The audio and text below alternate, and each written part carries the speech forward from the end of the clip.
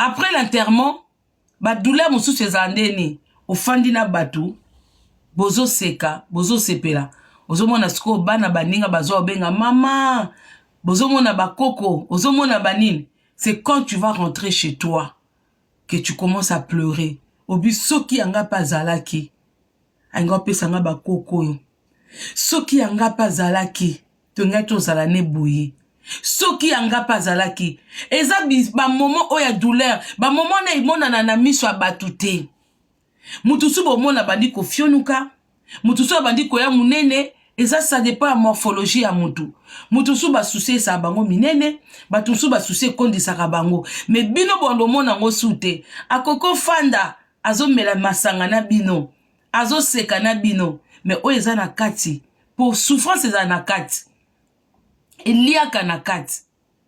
J'ai partagé la souffrance de cette mère. J'ai partagé la souffrance de cette famille. J'ai partagé la souffrance des gens qui ont aimé Océane. Et j'étais incapable, étant que maman, de venir tirer des balles à cette maman qui venait de perdre sa fille. Peu importe le véritable papa, peu importe ce qu'elle a fait dans son passé, peu importe. Je me suis dit, je suis maman, je regarde mon fils qui a le même âge. Je dis, mais non, je manque de mots. Même hier, quand je l'ai eu au téléphone, j'arrivais pas à lui parler. Pourtant, on n'est pas face à face. On était seulement au téléphone. Mais je n'arrivais pas à lui parler. Certaines personnes vont se dire, pourquoi est-ce qu'ils viennent s'expliquer? C'est très tôt. Non, c'est pas très tôt. Il faut battre le fer quand il est chaud. Beaucoup de gens ont parlé des choses qu'ils ne maîtrisent pas. Des choses qu'ils ne connaissent pas. Sous prétexte qu'on est dans les réseaux sociaux. On est sur les réseaux sociaux.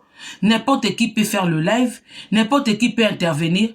Vous avez salué l'image d'une maman. Vous avez salué l'image d'une femme. Vous avez salué l'image d'un enfant décédé. Jusqu'aujourd'hui.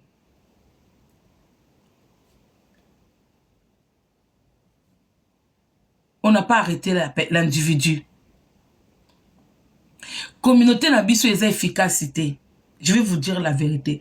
Eza na ba communauté mususu, na ba diaspora baza très makasi. Au numéro 1, communauté arabe, que je félicite.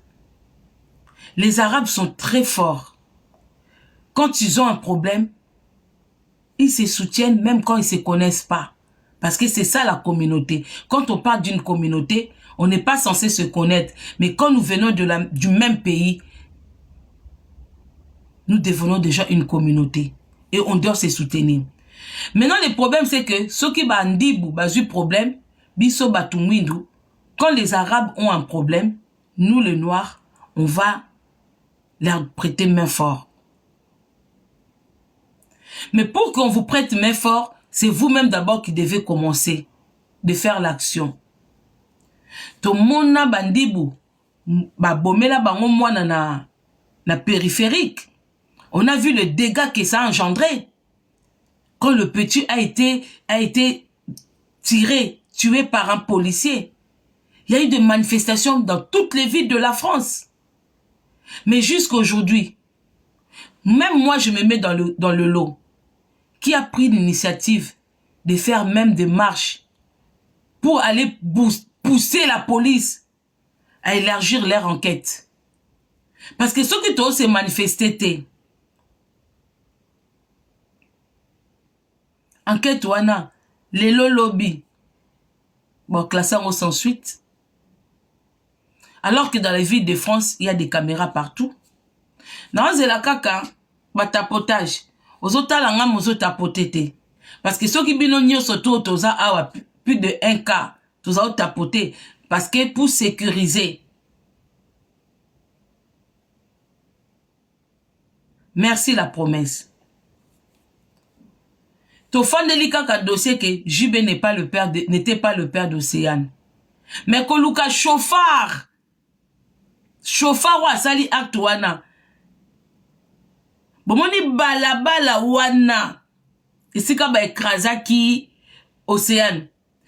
Route wana R1, ce qui RN wana, route nationale wana. Oye route à Savini, et l'équipe à Cesson, et l'équipe vers Saint-Denis. Et yeti, et ça tout droit, et y'a katina repoint de l'Europe. Batia hôpital ya mele pesa kaka na route wana. Ba caméra koko zangate. Ba caméra, même ceux qui ba moni voiture en biete plaque monanité. Même ceux qui côté mo ba mona ke biete, ba koki ko récupérer ba voiture nyon surtout oyo et circuler qui na moment oyo Océane a été écrasé, ba koki ko rattraper ba voiture nyon sur les cas qui wana o et se retrouver qui na rond-point de l'Europe, ba convoquer bato wana nyos. L'enquête est en cours, oui, mais on peut aussi booster l'enquête. On peut aussi mettre la pression aux enquêteurs. Toroko ça la paix rendez-vous avec des t-shirts avec les photos d'Océane. Je fais vraiment appel à sa famille. Organiser un jour comme ça, on viendra. Organiser un jour comme ça, bopé sabiso programme, date, jour, heure, kakasi kawana. On sait pas l'enquête est dans le commissariat nini. Bo organiser le komoko, bopé sabiso jour, to partageango, batuba ya, to tambola, poto kendo pousser. To ben appel appel à témoin.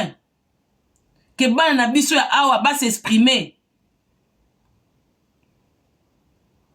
Parce que moi, ngana yebi nzela wana. Bata 77, bata Savini, bata Melun, bata Lemé, ba yebi nzela wana. Parce que ba na centre commercial wana, baza na hôpital wana, baza na rond-point de l'Europe wana, baza na balabala moko ekotaka ekenda ko rejoindre autoroute. Dans banzela wane koko zanga surveillance cité.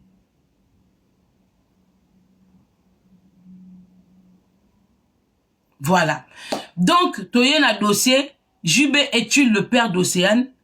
Même si, pour na bango, on a besoin, il y a explication té. Mais pour na honneur, il y a moi na bango, il y a ndeko na bango, Nicole Longondo, que les gens ont voulu salir. Comme si, il va payer sa image, comme si à soi qui moi na papa moko, a payer ça qui na papa moko, de la famille elingi eya koloba. Ba yete soki po na nini te, ba ye po bo longola, image ya mabe obongi bo latisa, maman ya Océane. Voilà. Donc, j'espère que tout le monde est là. Je vais vraiment laisser la personne s'exprimer et vous serez là.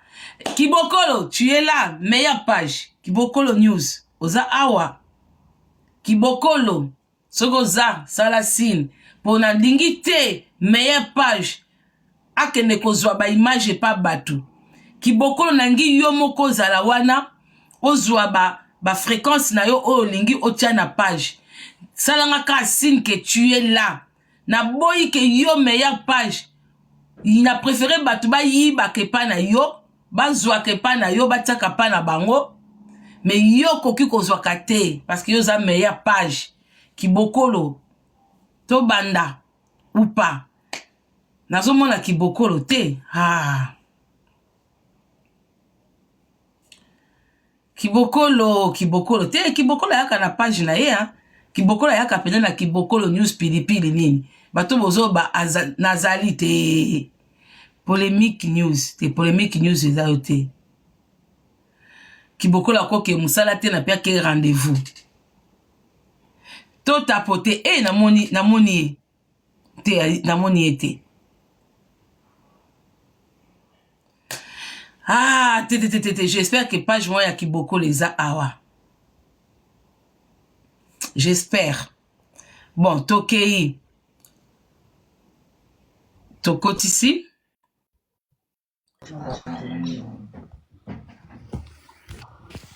Bonjour, maman Marthe. Bonjour, maman Congo. Maman Marthe, est-ce que si qu'on zali et qu'on dérange au la biso caméra ou au lingi ou intervenir boy? Non, et qu'on dérange un gâteau. Tu la biso caméra pour batuba mona yo, ba qui tu es, pour commenter que ote mutaya qui ko intervenir boy. Azane muta famille te, azana e maman ya Océane te. Ba koyeba pourquoi na bioza maman ya Océane. est-ce que bato baza pembeni balakisa ndenge ya kotia caméra? Nazotia maman. Il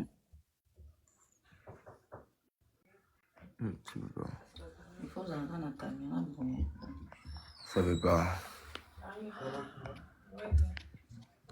Ezosimba te. Fadel. Fadel. Non, ça veut pas. Ezosimba te. Fadel. Allô maman Congo. Oui, bameka nanu, bameka pardon, bana baza wana eza na signe moko ezaka wana edesina caméra oklike kaka wana. Yango naza ko appuyer.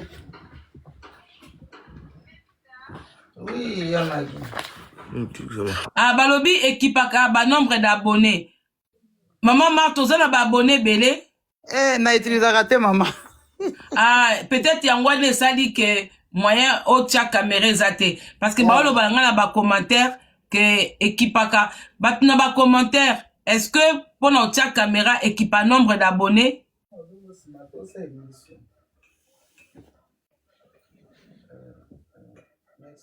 Balobi tu n'as pas assez d'abonnés, problème ezate. Bon, to démarrer maman Marthe, mbote na bande nyonso baza pembeni na yo ki voit ya maman na biso Nicole ezala bien que intervenir te mais toyebi kaza pembeni na yo. Maman Marthe okoki ko expliquer bato o bazo landa biso o décliner identité na yo et oza nani et pas ya Océane. Ozalaki nani parce qu'on va parler d'Océane dans le passé. Ozalaki nani et pas ya Océane. Napesi bonjour na ba tunyo surtout baza ko suivre biso. Moi vois likolo maman Marthe. Si Napesi bonjour na ba tunyo surtout o baza ko suivre biso. Ngai kombo na ngai ezali maman Marthe Esola Longondo épouse Muluile. Ngai nazali grande sœur ya Nicole, tozana écart ya 6 ans. Nicole Longondo azali cadette na biso mwana suka na biso. Nicole maman Océane. Ngai nazali tante ya Océane direct. Yango wana na ye lelo pona yebisa bino malgré tout c'est pas facile à parler mais naza obligé ya koyebisa bino oyo na nyonso tozoyoka. Eloko moko kaka nalingi nayebisa bino ke Océane azali mwana ya JB Piana Kituka na Nicole Longondo. Frank atikala kozala tata ya Océane ata mokolo moko te pendant grossesse ntina naissance na ye. Nicole tant bakutani na JB basi bakabwanaki na Frank. Oui, avivaki na Frank mais Nicole na Frank bavanda ndako moko te. Batikala jamais kozala ndako moko. Bazalaki copain et copine. Wana na boya yango te. Mais tango Nicole a vu grossesse. Maman Marthe, n'article maloba na baki na okatote. Expliquez na nous batu rôle oyo joua ya makasi na vie ya Océane po ba mona ke oza n'importe quelle maman kulu tuté. Ngai mutu na boko d'Océane. Tango maman d'Océane abotaki Océane, elle était trop jeune. Azalaki na ba mouvement. Ngai nazali maman ya ndako, j'ai 43 ans de mariage. Navandaki na ndako na bana na ngai, nazwi Océane naza kobokola ye comme que tante na ye keleki na nga même pendant la journée bandako zala toujours et pas na nga. Soki ya kei ba faire na ye ngai mutu na gardaki Océane. Océane atamboli na maboko na ngai. Océane tindenga côté classe na maboko na nga. Maman na ye aye ko récupérer après. Mais malgré tout ça, elle était toujours avec moi.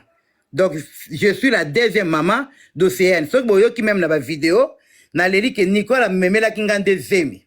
Mais ngande maman d'Océane. Ce que bolandi dans la vidéo, boko yoka yango. Donc, ngande maman d'Océane. Tozala ki ba maman mi balé awa.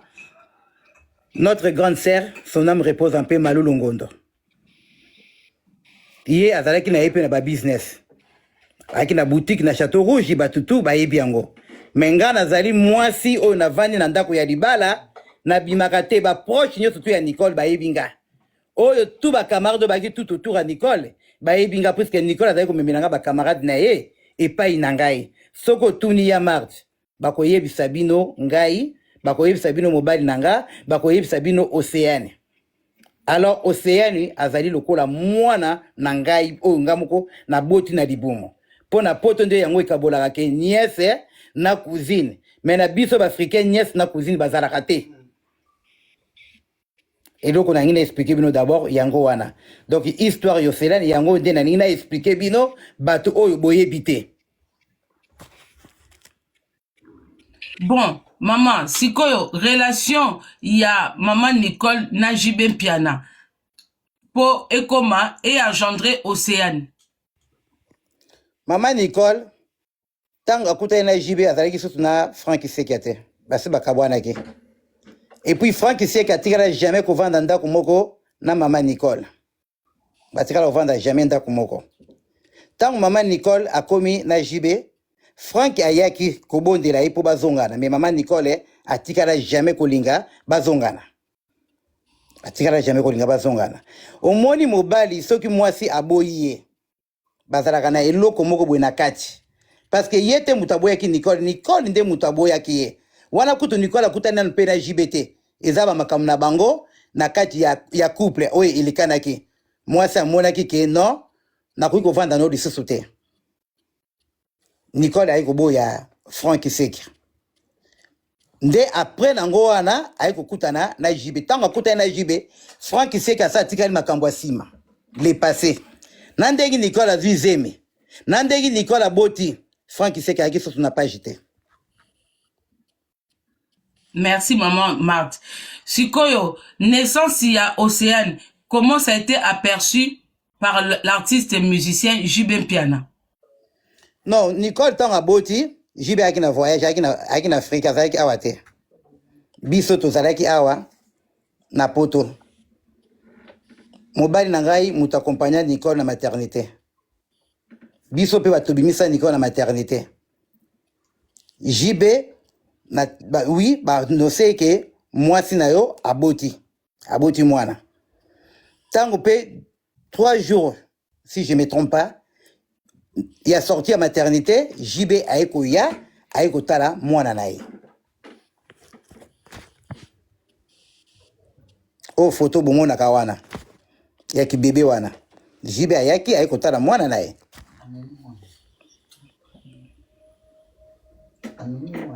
Tozoka maman Marthe. Donc cela veut dire que naissance ya Océane n'a jamais eu à poser de problèmes que oh moi nana été. Wana ba onji ya batu. Donc si maman Nicole a memi zemi, ti aboti JB na déplacement. Mais tant JB aye France, aye kota la moi nana déjà bébé. Donc Azaki déjà au courant que il a une fille. Oui, Océane. Voilà. Tozoka maman. Azalaki déjà au courant qu'il y a na mwana na ye Océane. Aye kotala pe mwana na ye. Mais mukili tellement bazami tema mabe. Na tout autour okana bango kaka ba camarade na ye wana. Ba sepela te. Eloko ya sala bango pe toyebi pete. Ba bandi bukolo ba bilobela. Omoni makambo tozolo ba lelo oyo. Elobamaki déjà avant. Kaka bato Pardon maman Marthe, ndeko longolinga ba commentaire, zongselanga ba commentaire, bazo tapoter, zongse ba commentaire, on en a besoin. Merci. Pardon maman Marthe. Tango nani JB ayeko tala mwana na ye, ba camarade ne komoni ba via ba camarade. O bozalaka ba groupe bo tondi ba camarade belé. Misusu ba komaki jaloux. Mama même biso ngai nde nazali awa mobile nanga zane starté. Mais moninga musako ya nandako azotira mobile nanga mutema. Ngana ndako nanga na coach saka ba camarade te. Ya ona ndako yesa peleki nanga tika ba camarade. Do ba camarade wana ba ki jalouse na ye. Alors ba sepela ki tendengi ya boti na JB. Ale bazwi likambo wana ba bambi. Frank ndenga za wana Frank atikala komona grossesse wana te. Frank atikala komona elongi Océane te. Frank atikala komema Océane te. Koma akende kozala mwana na ye. Soka zalaki mwana na ye, alinga koluka. Pourquoi ya koluka mwana na ye te? Frank alobata ITOT. Ndete yoka kuta batu mususu balobi Frank mwana Frank abi aza mwana na ngai te. Mais pourquoi batu mukili balingi ke babuzwa mwana na bapesa na Frank? Batu tout oyo baza ko sala tout autour wana ba jaloux ya maman Nicole. Camarade ne kaka ya bato mususu te. Ba camarade ne wana kaka bazalaka n'époque wana. Bango wana kaka. Po mama Nicole ya zalaka kotambola kana ba mikolo. Ba camarade mususu ba mikolo nanga ba benga nga yaya mais tandis que baza mikolo nanga. Mama Nicole aza mwana 73. Nga aza mwana 67. Mais ba misusu ba leki nga na âge ba benga nga yaya. Nandi maraka po naza yaya na ye po baza ba camarade na ye. Alors jalousie wana elata depuis. Mais jiba tikala ko wanga na mwana na ye ata mukolo moko te. Jibe azalaki kotinga mbongo na mwana na ye à chaque fois. Jibe soka ye Paris azalaki komona mwana na ye. Et comme qui est moment que ndenge zalaka pona ba blokaki ba musicien, c'est l'époque wana de salaki ke mwana azomona susu papa te. Po bakangaki ba musicien ba yaka lisusu te, ba série ba combattant wana. Izwaki moi temps. Mais JB qu'est-ce qu'elle a fait? JB a ko bengisa Océane na mama na ye ba kende na Kinshasa po ba kende ko présenter ye mama na bango na famille mobimba. Mais biso na ba famille à JB a to na contact to zalaka bien. Il y a pas de problème. Oh baza ko loba biloba loba wana, il y a pas de problème. Ngana kende ke Kinshasa na kuta na kana mama Agnès. Na kuta na kana Magali.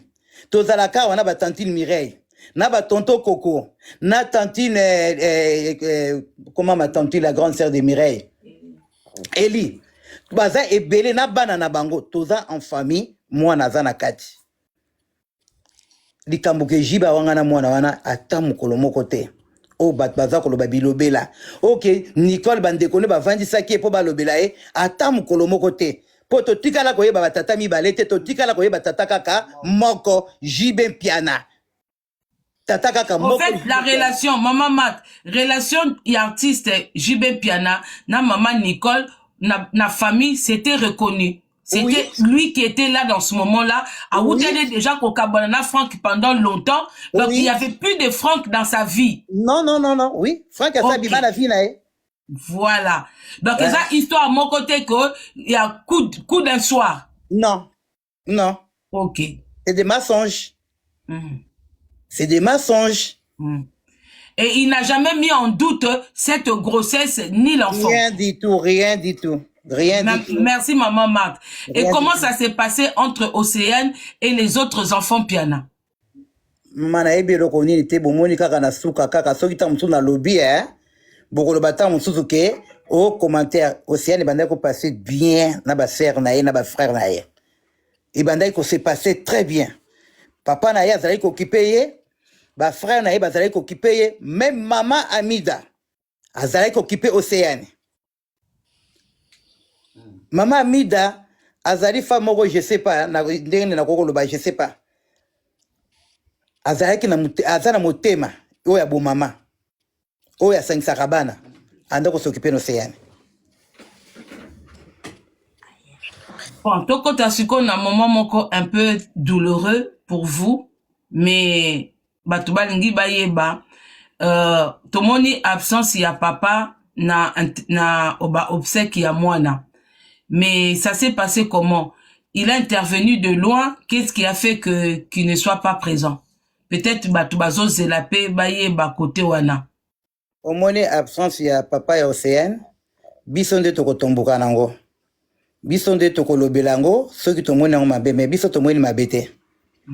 Océane accueilli, alors toko lingate que to perdre pe papa na ye. Donc toko lingate garder papa ne, mais tozala ki na relation contact avec JB, avec maman Agnès, avec Itat Magali, pe na famille oya potoa. On était ensemble. Et ali likambute ko ni biso tozala problème te que JB aya to ayate, on a problème il y a famille. Tozana contre rendre te ya batu, to na rendre te, toza bien, matangi passé awa, matangi passé pe na Kinshasa, ba JB basali matanga ya mwana e monani, ndenge pe tozala ki JB pe mutu, azalaki azui chargé en tout famille ya JB nyoso to ezalaki awa, délégation ya Kinshasa et yaki, JB normalement oui, il fallait qu'il aille mais empêchement moko esalemi, santé ya mutu eza santé. Alors tu ko bele la te que nini boye na boye non. parce que bato mususu nde bazali wana baza kozela malheur moko ekwelela jibe to mama Nicole bazali eloko bazoluka yango wana malheur moko ekweya na kati mais biso tolobi eloko moko te biso tolobi te ke jibe fala koya non jibe soka aye alingaka lamusa mwana te mwana sa akei alingaka lamusa pe tomona pe bato mususu akei voyage aye kokuta mwana kufi basi bakunda mwana inane aye komona Pierre Tombali il y a pas de souci mais akundi mwana na ye avec honneur bata mokili batika omagia Océane tranquille batika yango vraiment tranquille soki bazana mitema ya bomoto vraiment botika mwana oyo tranquille vie ya mama na papa na etali bino pete etali bino te biso to déclarer te tolobi te ko jibe pono yete to finga jibe to fingi jibe te mais bino zo swa bino na nini po biso nde batoboti Océane biso nde batobokoli Océane papa Océane azotinda mbongo mais biso nde tozobokola mama pasi ya mwana ya butu kokende na hôpital maman et à facilité mais tu déclarer te mais pourquoi batamikele balingi baya kotia ba polémique bisika polémique ezalité toleli mwana na biso bien ensemble toleli mwana na biso ensemble famille ya maman na famille ya papa na Kinshasa nde à part que noko na ye asalaki matanga côté na bango esalimaki pa na biso papa na ye pe asali kuna ingere photo na yebi batinto ba yebi ingere photo noko ya Océane asalaki matanga na famille ya mama Océane basalaki matanga na famille ya papa Océane pe basali matanga balelaka mwana siko ndenge nini balelaka maman Marthe na posé question moko peut-être bandeko bolinga pe bayeba ba ondi ya communauté ba dire moko ebimaki na réseaux sociaux soit disant que JF Ifonge mutu a déclaré Océane okoki ko éclaircir biso na ba ondi wana otoyoki na réseaux sociaux. Oui nada ko éclaircir bino ngai JF Ifonge babana na kana mama Nicole pona ba papier Océane nanu mama Nicole azwaka nanu zemite. Tant maman Nicole a boti Océane, c'est comme que femme mariée, automatiquement, moi, on a porté combo ya papa. Ozolandanga maman. Tozolando bien maman. Bazalaki mariée. Maman Nicole a bananaka na pona mikanda. Libale ya cop pour mutazwa mukanda. Ok, d'accord. Donc automatiquement na moment wana azalaki madame Ifonge. Oui. Donc, tant aboti Océane a yemba moko enfant Ifonge. Voilà. Na tike lio parole o éclairci batu ba Olanda biso. Ezalaki babalanaki mariage en blanc. Tant maman Nicole a comme na zemi automatiquement femme Ifonge, moi na pe combo Ifonge. Yango apporta combo ya Ifonge. Est-ce que combo wana etikalaki tout le temps ou besoin quitter à Kolongola? Kolongola kiango. Etikalaki tout le temps. Kolongola déjà? Kolongola. Ok. Ba démarche à Kolongola, eza bino moko ou c'est en Océane à Koli? Biso nyoto ensemble. Biso bino nyoto ensemble. Oui. Donc Océane a koufi na bel et bien enfant Océane Piana. Oui. Ok. Océane merci Piana, maman pour na éclaircissement oyo. Toyebi ke boza na moment ya pasi na kokozwa yo temps ebele te maman Marthe. Merci quand même na honneur bopesinga pour oya ko éclaircir communauté à travers Mama Congo TV. Mot de la fin si vous en avez pour na communauté na biso na kombo ya famille Longondo nyonso na famille Piana. Mot de la fin eloko na ngina loba na Matthieu 7:1. Ne jugez point. Parce que quand tu juges, toi aussi un jour, on te jugera. Tozana mokili o yase. Alors que moi naka poti ali so moninga te. Alors soko yebi likambute linga ba yebisa yo. Koloba te ke po yoka kingani alobi. Nzambe o mama Nicole asambelaka aza le vrai Dieu, le créateur du ciel et la terre, Dieu d'Abraham. O mama Nicole asambelaka. Mais batutu oyo bafingi nzambe akukutana bakutana na nzambe. Oyo pe bakoti bakutana na nzambe. Juge na biso zakaka nzambe. Na pamboli yo mama Congo. Maman Marthe, avant natika yo, na niveau ya enquête, et comme ba policier ba ebisi bino nini, est-ce que jusque là évolution ezali pour communauté ezala au courant? Évolution ezali, bazo continuer toujours enquête, ezokende vraiment na bonne foi, makambo ezokende bien, tozosambela kaka na Nzambe, et que bon, moni likambo ya tribunal ya lelo te lobite, hein. Ils auront temps. Vraiment, ils causent même 2 ans, 3 ans. Donc, mais l'évolution, ils ont qu'un bien. Est-ce que vous avez une idée, peut-être pour nous, que c'est quoi un peu Bambila? Est-ce que vous avez une idée à moi, Marc Chimoko? Oui. Toi, un avocat, Makambutu déjà, toi, un avocat, il dit ça. Tenazo banandenga communauté, est-ce que vous pensez à moi, Marc Chimoko? Oui. Oui, tu as pensé nango. C'est ça même les choses que le peuple congolais, il fallait qu'il va manifester, au lieu qu'il va n'importe quoi.